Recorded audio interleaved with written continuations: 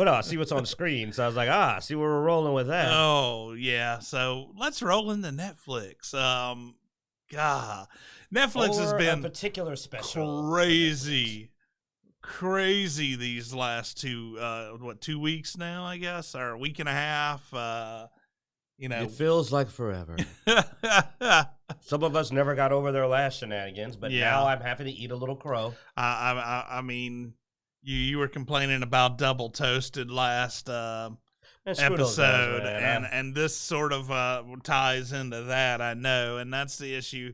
Well, I've seen the special since I made those comments, and after seeing the special, I'm actually angrier with them. Well, and that's the thing. That's why we didn't talk about this last week, was because neither me nor you had seen the special, the Dave Chappelle special, the closer, and of course, it blew up because of content of his jokes. And I'm not going to go big into it because really I don't want to get into that. I don't want to step into that poo.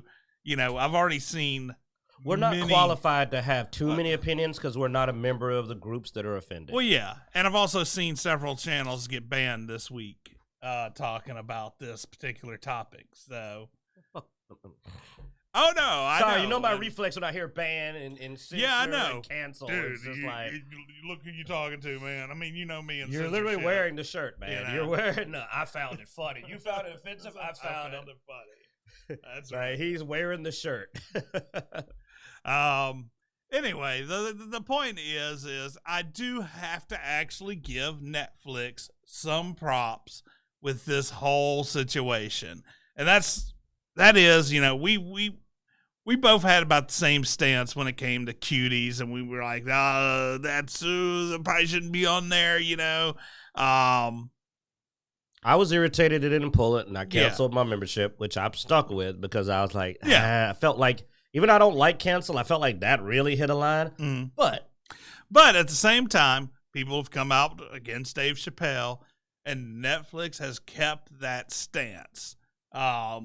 And I will acknowledge that they made me go, okay, if this wasn't, maybe they weren't being weird with cuties. Maybe they really were just going, we don't take shows off just because some people don't like it. Yeah. And if that's the case, I will give out a rare Q/Apocalypse apology. Okay, you were sticking to your guns. Weird gun to stick to. We're always going to be there on that. But, okay. You're fair. You're fair. They are fair. Yeah.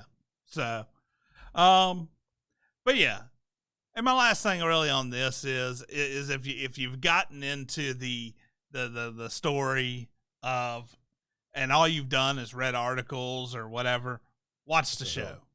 Watch the show. I'll say this. The reason I say I've gotten more angry with Double Toasted is because I felt after watching the show that they misled me on top of that. I felt like I had went too easy on them in my first opinion. That if you watch what they say, you will walk away, in my opinion, take this with a grain of salt. Shout out to Doomcock. Take this with a grain of salt, because my opinion is frequently wrong. But I felt like they mislead you about what the content of the show is and Dave's attitude. They literally state, this is where we think he is and this is where we think his head's at. Now, they say think. Yeah. But they say that, and when I watched it, I said, I didn't see any of that. In fact, there's literally a part where he goes, you're not listening to me.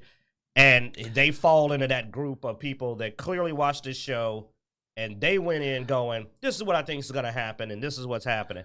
I sat down worried. I told you, I said, I hope I'm not going to be biased. But instead, I said, no, man, like,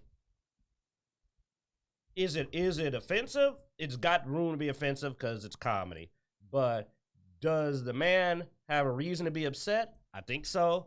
I think his story at the end was from the heart. That's the best I'll put it. I think the story at the end was from the heart. Yeah. Well, I'm gonna say and this. They kind of put that in challenge. They said it wasn't. To me, comedy, my favorite comedy is comedy that contains hard pills to swallow, and that's why I've always liked Dave Chappelle, is because this isn't Dave Chappelle's first, rodeo with this. Hell, I think if somebody tries to cancel him every time he does a show. Yes. So it's not that different.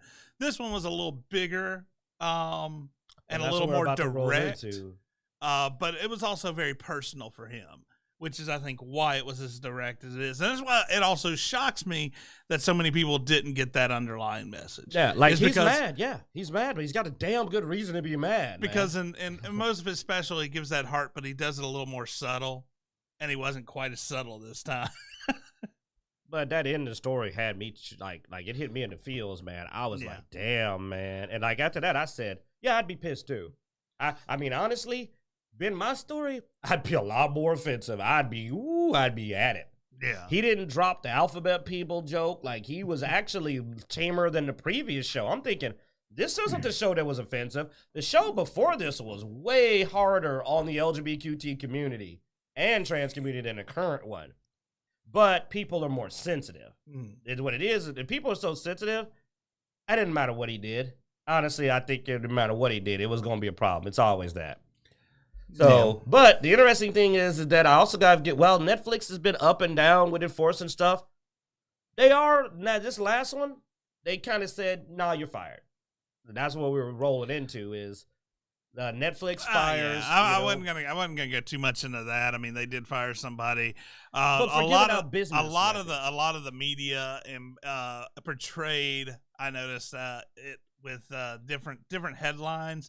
It basically boiled down to somebody in the company who was mad, who is normally protected by certain minority rules, did get fired because, they way overreached and they leaked out a bunch of information. They leaked out like internal records, which I'm like, it doesn't matter who you are, you can't do that. That's not a slap on the wrist. That's fired. Well, I mean, do you know that like shareholders can sue if that there's like a lot of legal ramifications to leaks like that. So this is a point where the shareholders could come at Netflix and go, no, you can't be releasing internal metrics and in private company information. You can't let somebody stay. But yet some of the news titles have been going, they fired this insert particular subgroup person because they had a problem with this. I'm like, no, this person did something that's possibly illegal almost. Yeah. Like, I'm not sure, but I know it's a zero tolerance to release private company records. Confidentiality. I mean, it's iffy on legality, but I mean, obviously, there's no ramifications for firing somebody if they break confidentiality. So like you're not going to be able to hide. Look, you could be purple, green, and the last of you on Earth. You break confidentiality and release like financial records and metrics for a company, you're out the door. Yeah. You're out the door. And it is just funny how people are putting a spin on even that. And I'm like, no, that's not, you can't spin that. Yeah. And I'm not saying I want anybody to be fired. I'm just saying, wow, that was way too far to go. Like, people, you're mad. You could do your walkouts. You could do your Twitter even. Because I believe in freedom of speech. We believe in freedom of speech. Don't don't break your contract. Like, don't break your signed job contract. That's not freedom of speech. That's you broke a contract with something that had nothing to do with gender orientation or anything. You just released financial records. Yeah. Continuing down the Netflix line.